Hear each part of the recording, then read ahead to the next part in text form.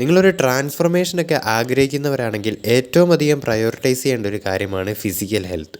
ഒരു good physical health ഉണ്ടെങ്കിൽ തന്നെ നിങ്ങൾ കൂടുതൽ അട്രാക്റ്റീവ് ആൻഡ് സ്ട്രോങ് പേഴ്സൺ ആകുന്നു.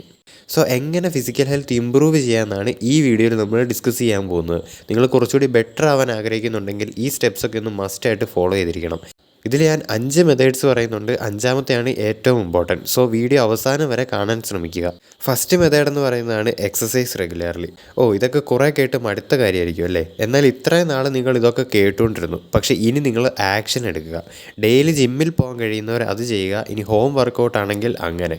ഇത് രണ്ടും കഴിയില്ലെങ്കിൽ physical activities like yoga, walking, അങ്ങനെ എന്തെങ്കിലുമൊക്കെ അറ്റ്ലീസ്റ്റ് 30 മിനിറ്റെങ്കിലും നിങ്ങൾ വ്യായാമത്തിനായി മാറ്റി വെക്കണം. ഇത് നിങ്ങളുടെ ബോഡിയെ മാത്രമല്ല നിങ്ങളുടെ സ്കിന്നിനെ കൂടുതൽ ബ്രൈറ്റ് ആക്കാനും അതുപോലെ തന്നെ നിങ്ങളെ കൂടുതൽ ആക്റ്റീവ് ആക്കാനും നിങ്ങളൊരു സ്ട്രോങ് പേഴ്സൺ ആകാനും ഒക്കെ ഹെൽപ്പ് ചെയ്യുന്നു.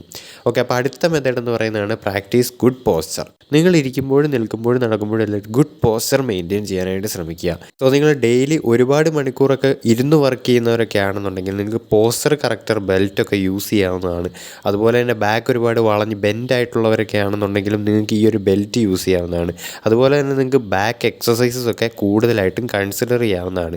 നമ്മളെ ഏറ്റവും അധികം അട്രാക്റ്റീവ് ആക്കുന്നത് നമ്മുടെ വാക്കിംഗ് അതുപോലെ തന്നെ നമ്മുടെ പോസ്ചർ ഇതൊക്കെയാണ്.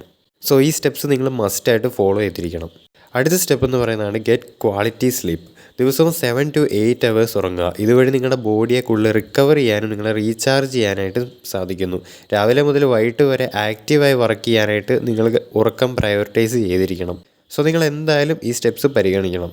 അടുത്ത മെത്തേഡ് ഇത് ഞാൻ എപ്പോഴും പറയുന്ന കാര്യമാണ്. അതായത് ഡയറ്റ് ആൻഡ് ഹൈഡ്രേഷൻ. ഒരു ബാലൻസ്ഡ് ഡയറ്റ് ഫോളോ ചെയ്യുക. ലൈക്ക് ഫ്രൂട്ട്സ്, വെജിറ്റബിൾസ്, പ്രോട്ടീൻ ഇവയൊക്കെ ഡയറ്റിൽ ഉൾപ്പെടുത്തുക. അതോടൊപ്പം നന്നായി വെള്ളം കുടിക്കുക. സോ ഈ സ്റ്റെപ്സൊക്കെ നിങ്ങൾ എന്തായാലും ഫോളോ ചെയ്തിരിക്കണം. അവസാനത്തെ ഇമ്പോർട്ടൻറ്റ് സ്റ്റെപ്പ് എന്ന് പറയുന്നതാണ് സ്ട്രോങ് മൈൻഡ് സെറ്റ്. ഏതൊരു കാര്യം സ്റ്റാർട്ട് ചെയ്യുന്നതിന് മുമ്പും നിങ്ങൾക്കൊരു സ്ട്രോങ് മൈൻഡ് സെറ്റ് ഉണ്ടായിരിക്കണം. അല്ലെങ്കിൽ ആദ്യത്തെ ഒരാഴ്ച നിങ്ങൾ ചെയ്യും, വീണ്ടും പഴയതുപോലെ ആവും. കാരണം ഇതില്ലെങ്കിൽ നിങ്ങൾക്ക് കൺസിസ്റ്റൻ്റ് ആയിട്ട് ഒരു സ്റ്റെപ്പും ഫോളോ ചെയ്യാനായിട്ട് സാധിക്കില്ല. കാരണം കൺസിസ്റ്റൻസി ഈസ് ദ കീ എന്നാണ്.